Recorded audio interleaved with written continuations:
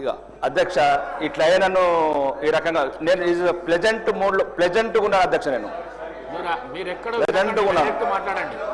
ఇప్పుడు 15 నెలల నుంచి అధ్యక్ష ప్రతి నియోజకవర్గంలో ప్రతి శాసనసభ్యుడు ఎదుర్కొన్న సమస్య టీటీడీ లెటర్స్. మీరు ప్రత్యేకంగా వెళ్ళి కలిశారు గౌరవనీయ ఆంధ్రప్రదేశ్ ముఖ్యమంత్రి గారిని. ఈ రోజు ఆంధ్రప్రదేశ్ ముఖ్యమంత్రి గారు ఈ రోజు నుంచి 24 నుంచి ప్రతి ఎమ్మెల్యేకు వందల కొద్ది ఫోన్లు వస్తున్నాయి అధ్యక్ష. ఈ గౌరవనీయ ముఖ్యమంత్రి గారు చెప్పాను కదా, మీరు మారరు, మీరు మార్చేట్లేరు. గౌరవనీయ ముఖ్యమంత్రి గారు కూడా చెప్పాను అధ్యక్ష. మీరు గౌరవనీయ ముఖ్యమంత్రి గారు ముఖ్యంగా ఆంధ్రప్రదేశ్ ముఖ్యమంత్రి నారా చంద్రబాబు నాయుడు గారికి, ఉప ముఖ్యమంత్రి పవన్ కళ్యాణ్ గారికి అండ్ లోకేష్ గారికి, ఆంధ్రప్రదేశ్ ప్రభుత్వానికి ప్రత్యేక ధన్యవాదాలు చెప్తాను అధ్యక్ష. ఇక రెండోది అయిపోయిందన్న, పోయిన సంవత్సరం అధ్యక్ష మాకు సిడిఎఫ్ నిధులు రాలేదు అధ్యక్ష. ఈ సంవత్సరం ఇస్తారా ఇయ్యరా ఒకటి. మూడోది మా ఆర్మూరు ఇక మీరు విమర్శించుకుంటే గంటలు వేసుకుంటారు. మీరు ఇంత తిన్నారు, మీరు అంత తిన్నారు. ఒక 4 నిమిషాలు ప్రజల గురించి మాట్లాడితే ఇంత నొప్పి ఎందుకు అవుతుంది? మీరు లక్షల కోట్లు అప్పు చేశారు మీరు అంటారు, మీరేం ఇప్పుడు గంటల కొద్ది పోతారు.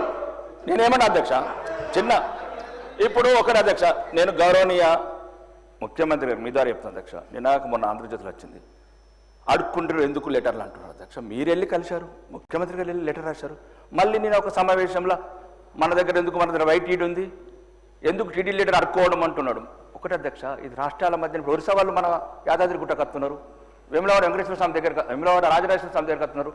ఈ ధర్మము ఈ మతం ఒకరికి సంబంధించింది కాదు అధ్యక్ష. ఈ రాష్ట్ర వాళ్ళు ఆ రాష్ట్రం పోతారు, ఆ రాష్ట్రం ఒకటి. దయచేసి ఇట్లా అన్నారు అనుకో, మళ్ళీ కారం వచ్చినట్లకు ఎందుకు ఇచ్చిన లెటర్లని ఇట్లా దయచేసి ఇట్లాంటి మాటలు మాట్లాడకూడదు.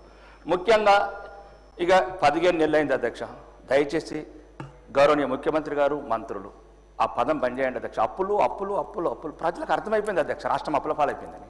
ప్రతిరోజు ఏ మంత్రి ఏ సమావేశంలో ఉన్నా నిరుత్సాహపడుతున్నారు రాష్ట్ర ప్రజలు. చాలా మందికి అర్థమైపోయింది ఇప్పట్లో కొన్ని రావు. మీరు రోజు చెప్పే అవసరం లేదు ప్రజలకు. ఇప్పుడు ఏదో నారాయణ చైతన్య గారు నెంబర్ వన్ రోజు అదేనా అధ్యక్ష? అయిపోయింది, అందరికి అర్థమైంది 8 లక్షల కోట్ల అప్పు ఉంది. ఇప్పట్లో మేమే వీళ్ళు చెప్పిన ఏం వచ్చేటట్లేదన్నారు సార్, అర్థమైంది. కానీ దయచేసి రోజు మీరు అట్లా ఉంటే పెట్టుబడిదారులు రారు, ఇండస్ట్రీస్ రారు, ఒక రియల్ ఎస్టేట్లు ఇన్వెస్ట్ చేయరు అధ్యక్ష. ఇది కూడా ఆలోచించండి, 2 వైపులు ఆలోచించండి. అప్ప ఒక్క రోజులో తీరేది కాదు అధ్యక్ష. అది ఉన్నది అప్పు ఒక్క రోజు తీరేది కాదు. తర్వాత ఎట్లనో తీసి తీర్దాము, లేకపోతే ఏమైనా ఉంటే భూములు అమ్మేద్దాం. అది 400 ఎకరాలు బట్టి ఇంకో 4000 ఎకరాలు అమ్మేద్దాం, అయిపోతుంది. ఇష్యూ అది కాదు అధ్యక్ష.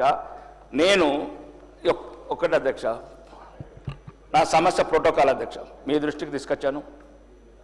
గౌరవనీయ మంత్రి గారు, మా ఇన్ఛార్జ్ మంత్రి గారు దృష్టికి తీసుకొచ్చాను అధ్యక్ష. కలెక్టర్ కూడా ఫోన్ చేశారు గౌరవనీయ మినిస్టర్ గారు. వాళ్ళు ఏమంటారు అధ్యక్ష, అధికారులు మేము పోకున్నా కానీ కొబ్బరికాయ కొడుతున్నారు, ఫౌండేషన్ టోన్ ఎత్తున్నారు. అధికారులు మేము పోకుండా వేస్తున్నారు అంటున్నారు. నేను అడిగాను అధికారులను, మీరు పోకుంటే ఎట్లా వేస్తారు అంటే వాళ్ళు ఏమంటారు అధ్యక్ష, 2-3 సార్లు ఓడిపోయిండు పాపం, 2-3 సార్లు ఓడిపోయిండు, ఇంటికి వెళ్ళి ఫోన్ చేస్తున్నారు. ఒక్క నిమిషం అధ్యక్ష, ఇది నా ఐడెంటిటీకి సంబంధించిన అధ్యక్ష. నా కోటేసి గెలిపించారు అధ్యక్ష. రోడ్లు అన్ని అతనే, ఒక ప్రభుత్వ కార్యక్రమాలు అతనే నిర్వర్తిస్తుంటే గౌరవనీయ మంత్రి గారు, ఇన్ఛార్జ్ మంత్రి గారు ఫోన్ చేశారు కలెక్టర్కు ఇది జరగకూడదని. కానీ కలెక్టర్ గారు ఏమంటారు, సార్ మేము అధికారులు పోకుండా చేస్తున్నారు అంటున్నారు. అట్లనప్పుడు పిచ్చాసుపత్రి వేయండి. మీరు ప్రభుత్వ అధికారులు లేరు, మంత్రి గారు కలెక్టర్ గారు లేపినప్పుడు ఒకరే అధ్యక్ష ఎర్రగడ్డల హాస్పిటల్ ఉంది వేయండి. కాదు 294 మందికి సరిపడా సీట్లున్నాయి,